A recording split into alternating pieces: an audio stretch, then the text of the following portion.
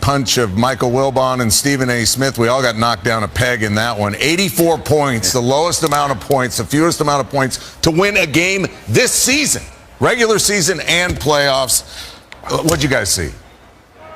Well, it was an atrocity offensively. Nobody could hit shots. When you look at Devin Booker, he shot 8 for 22. Chris Paul shot 6 of 22. On the other side, Paul George was an absolutely awful 5 for 20 from the field, 1 of 9 from three-point range, and really went 12 of 16 from the free throw line. Missed 2 pivotal free throws in the fourth quarter. The other 2 he had missed on purpose. In the end, though, what it comes down to is this. The Clippers needed to step up and make something happen offensively. They put themselves in the double-digit hole. They weren't able to overcome it. And ultimately, that's going to be the story for why the Clippers lost this game more so than anything else. But I will say this. That's some hellacious defense played tonight. Yeah. That's some great defense. That's some 1980s and 90s defense. I'm dating myself. I don't care if the kiddies don't know what that means. Go to YouTube and find it. Right. That game had defense, and they let them play. But the Clippers can't wait until the third quarter to start to play as hard as they did in the third quarter in both games 3 and 4. They were in the Suns' head, I believed. Yeah.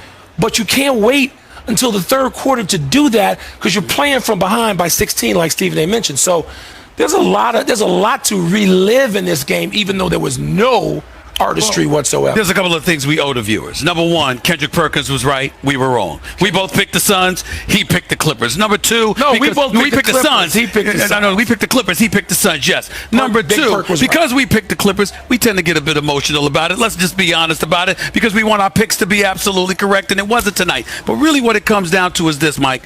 I saw a Suns team that was running their offense but wasn't making shots. Right. I saw a Clippers team that, particularly midway to late in the third quarter and into the fourth quarter, were very, very sloppy and disoriented in my mind.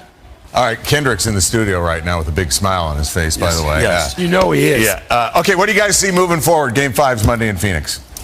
I think it's over.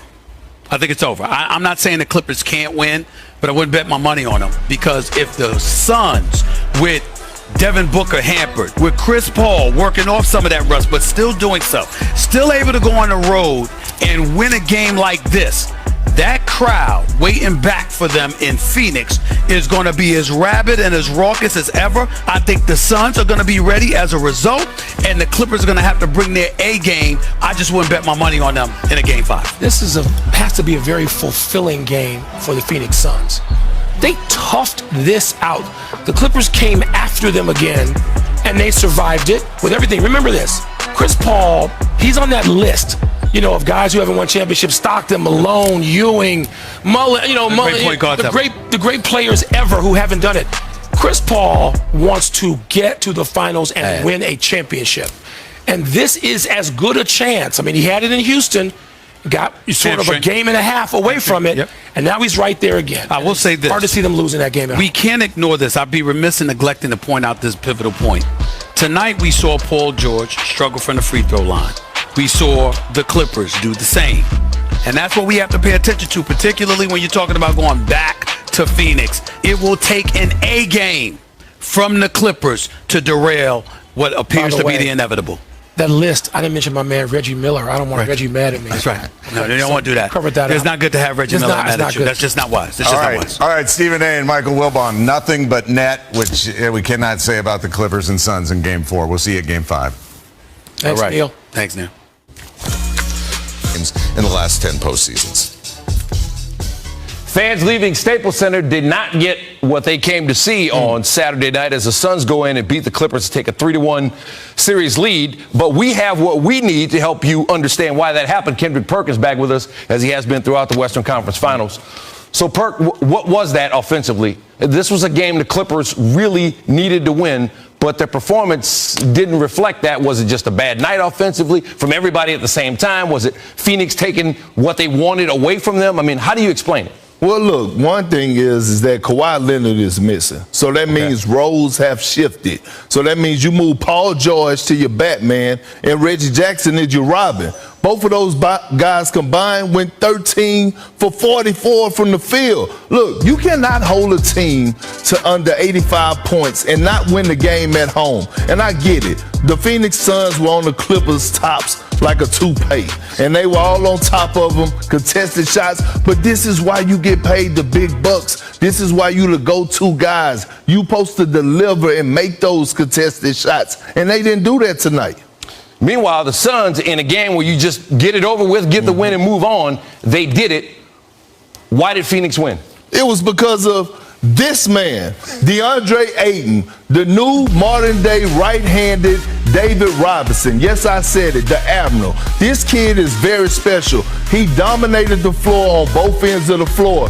19 points, 22 rebounds, 9 offensive rebounds. He was relentless on the glass, and he anchored the defense, being able to switch 1 through 5, guarding the guards on perimeter. And then on top of that, anchor in the middle. The Clippers couldn't get nothing to the paint. That's why they had to settle for so many jumpers, because he did a phenomenal job. So with that being said, he was the best player on the floor, and this is the reason that the Suns won this game tonight. You make an excellent point about those switches, because we saw them exploit Rudy Gobert against the Jazz when he couldn't get to those shooters. Preach. Ayton has been getting there. So now the Clippers have to win 3 straight games over the Suns, 2 of them in Phoenix if they get that far.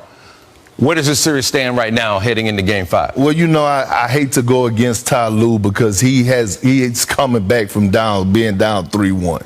But he don't have LeBron James, all right? And you're going back to Phoenix, where this crowd is going to be rowdy. Role players play better at home. I'm expecting Devin Booker to get out of his slump. Phoenix in 5. All right, so in the receipt department, you had Clippers in 6, but I think I know the answer.